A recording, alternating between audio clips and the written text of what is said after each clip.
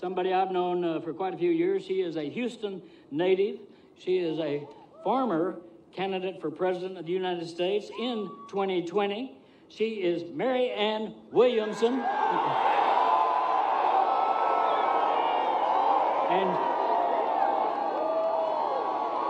And she is here.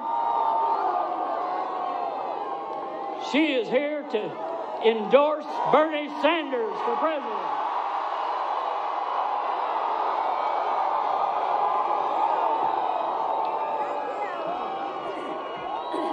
Thank you.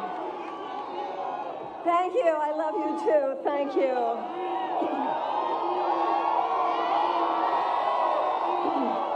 Thank you. I was born and raised in the great state of Texas, as was my mother. And I am someone, there are millions of us, who have always looked to Jim Hightower as a model for how to do it right.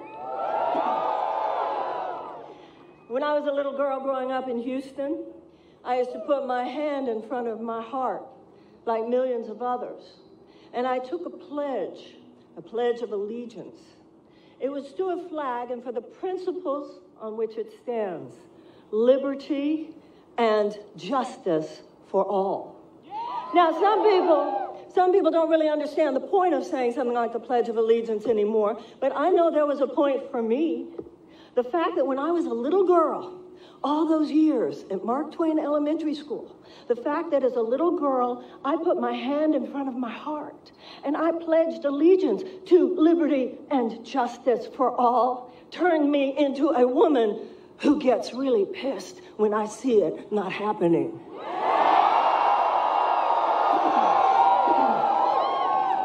And I'll tell you what else I learned in those public schools in Houston, Texas. I learned my history. I learned that there were other generations just like this one for whom it was time to take a stand. The abolitionists saw liberty and justice not happening, and they stood. And the women suffragettes saw liberty and justice not happening, and they stood.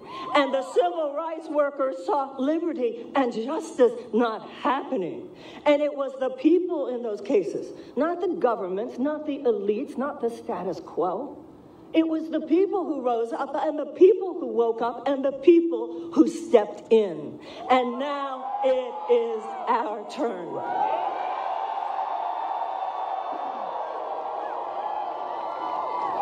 And of course, we're being told, oh, it can't happen.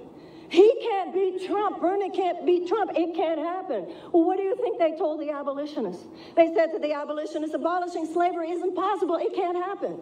And they said to the women suffragettes, oh, it's not possible. It can't happen. And they said to the civil rights workers, it's not possible. It can't happen. Look at all the forces arrayed behind slavery, behind the suppression of women, behind institutionalized white supremacy and segregation. And did the abolitionists and the women suffragettes and the civil rights workers say, oh, okay? Hell no. I'll tell you what they said.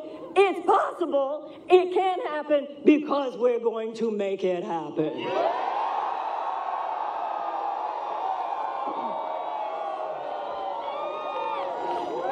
I'll tell you what's already happened to those who say it cannot happen. You just tell them this.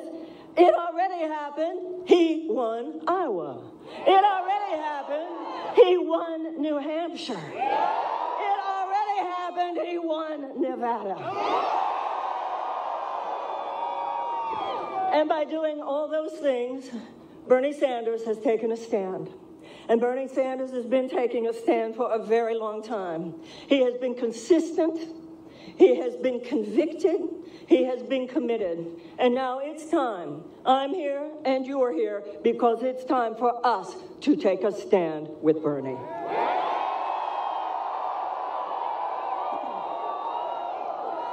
It's our our turn now.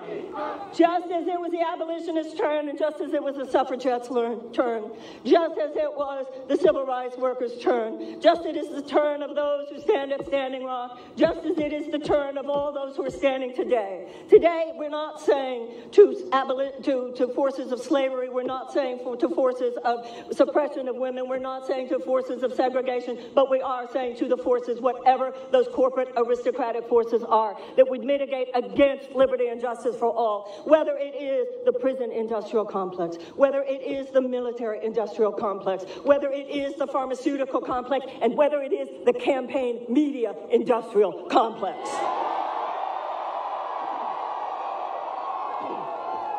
We are here, and we are infused with the same spirit that infused our ancestors, and we're here to stand up in honor of our ancestors and in deep devotion to generations who will come after us. We now look back at the abolitionists, and we look back at the segregationists, we look back at the civil rights workers, and we look back at the abolitionists, and we go, wow, they did it. They had the fierceness, they had the grit, they had the courage, they had the grace. They stood up for what America can be. And let one day generations look back at us and let us know that we did what those before us have done. And we said in our time to the forces who would say it can't be done, this liberty and justice stuff, it's a dream. It's just something you talk about. But when it gets in the way of the financial interests of a few, you can't have that. And we have been trained in America over the last few decades to expect too little, to say pretty please about things that should be the right of every American. Today, we're tired of saying pretty please. We're going to stand up. We're going to show up because we woke up, and we're going to say with grace, we're going to say with style, we're going to say to all those who say liberty and justice cannot be done, sure hell can be, because we're here and we're with Bernie.